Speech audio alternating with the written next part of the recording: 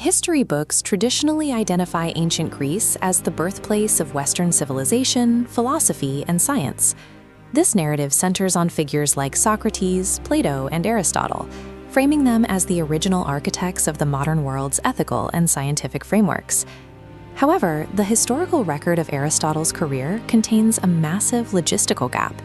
He is credited with writing roughly 1,000 comprehensive books, covering nearly every branch of ancient knowledge. For a single man to produce a library of this scale is a physical impossibility.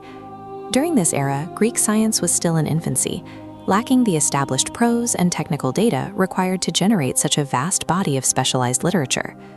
The relationship between these thinkers and the Greek state reveals another inconsistency.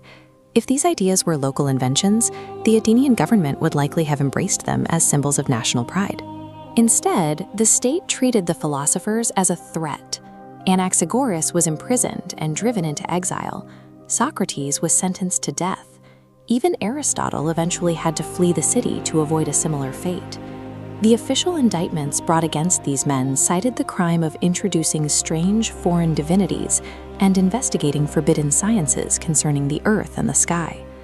Aristotle's impossible library and Athens's hostility toward its own thinkers suggest that these doctrines did not originate in Greece. To find the source of these foreign ideas, we have to look south, across the Mediterranean. While Greek intellectual culture was still developing, the civilizations along the Nile had already established themselves as the educational center of the ancient world. The Egyptian mystery schools functioned as history's first highly organized university system. These complexes combined spiritual practice with advanced academic training, drawing students from far beyond Egypt's borders. The curriculum revolved around the summum bonum, or the greatest good. The Egyptians viewed the human body as a prison house for the soul, which remained chained by 10 physical and earthly impediments. Students sought to liberate the soul through a life of virtue and the mastery of the 7 liberal arts. This rigorous process of purification and study was intended to elevate the individual from a mortal state to a godlike one. After early foreign invasions lifted Egypt's strict immigration laws, Greek students began traveling south to study. They received instruction directly from Egyptian priests and eventually introduced these concepts to Ionia and Italy. These carvings on the exterior walls of Egyptian temples display a specific instruction for incoming initiates: "Man, know thyself." Centuries later, Socrates would be widely credited with those exact words. The Egyptian system required the cultivation of 10 specific virtues to achieve salvation. Plato extracted 4 of these requirements: justice, wisdom, temperance, and courage, and presented them as his own original cardinal virtues. The Greek concept of the nous, or the universal mind, mirrors the Egyptian god Osiris. In the temples, Osiris was represented by an open eye, symbolizing an omniscient intelligence that created and directed the universe.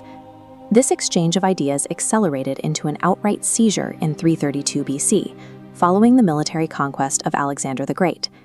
Invading armies typically targeted the intellectual treasures of their enemies. Alexander's forces ransacked the royal temples and libraries of Egypt, looting thousands of years of accumulated scientific research. Aristotle's school took over the looted Library of Alexandria, converting it into a research center for Greek students. To navigate linguistic barriers, the Greeks used remaining Egyptian priests as teachers, commanding High Priest Manetho to translate the secrets of Egyptian philosophy into Greek. Aristotle's reputation as a prolific author relies on this seizure. He did not generate these works. his school compiled and claimed a legacy of plundered research that the ancient world had taken 5,000 years to build. After Aristotle's death, Greek scientific progress slowed. Without the deep institutional knowledge that produced these disciplines, the Greeks shifted their focus toward ethics, borrowing the Egyptian concept of the greatest good to fill the void.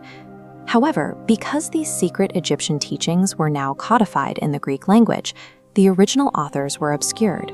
Over time, this created the historical misnomer we still use today: Greek philosophy. This shift in attribution had profound consequences, robbing the African continent of its rightful credit for giving the ancient world its foundational arts, sciences, and religious systems. Correcting this record requires more than just a change in terminology. When we study the logic and ethics taught in modern classrooms, we must recognize that we are not looking at a Greek invention, but at the stolen legacy of ancient Africa.